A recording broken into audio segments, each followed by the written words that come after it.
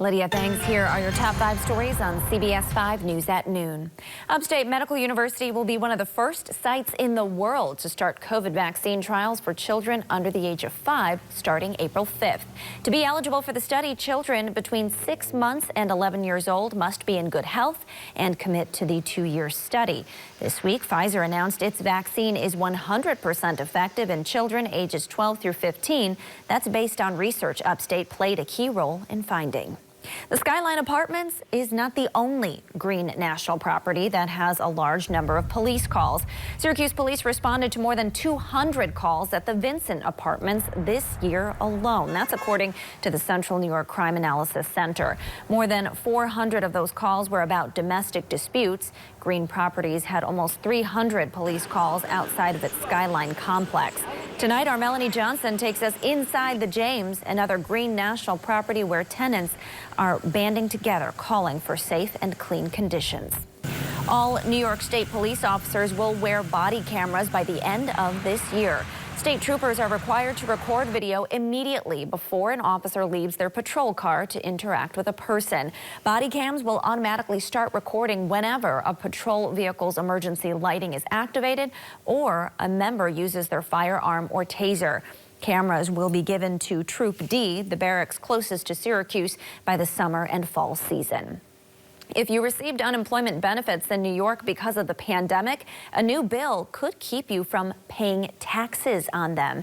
New York State Senator Jim Tedesco proposed a bipartisan bill to include the first $10,200 of unemployment benefits from 2020 taxable income. The Department of Labor reported 4.6 million New Yorkers received unemployment and pandemic unemployment benefits since the start of the pandemic.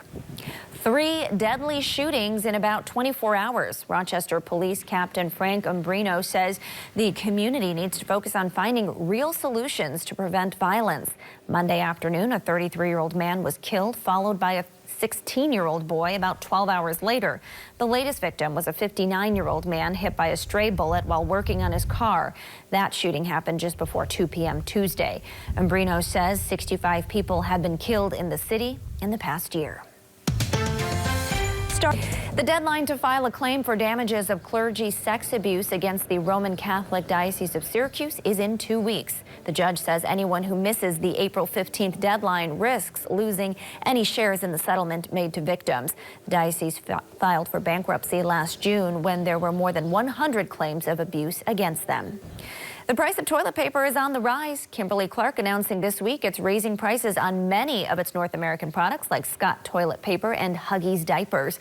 Experts say they may lose out on sales from consumers who are still struggling from the impact of the pandemic.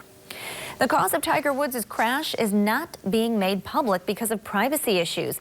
Los Angeles County Sheriff Alex Villanueva confirmed a cause for the accident is confirmed, but cannot be released without Woods' permission. The golfing legend had to be extricated from the wreckage and suffered severe injuries, especially to his leg during the one-vehicle rollover accident last month. 2 young girls are in Border Patrol temporary holding after they were dropped over a 14-foot-high fence. CBP released this night vision video footage they say shows a human smuggler dropping the children on the U.S. side of the border in New Mexico before running away on the Mexico side. The children are 3- and 5-year-old sisters from Ecuador. The sisters are in holding until they can be placed elsewhere by the Health and Human Services Division.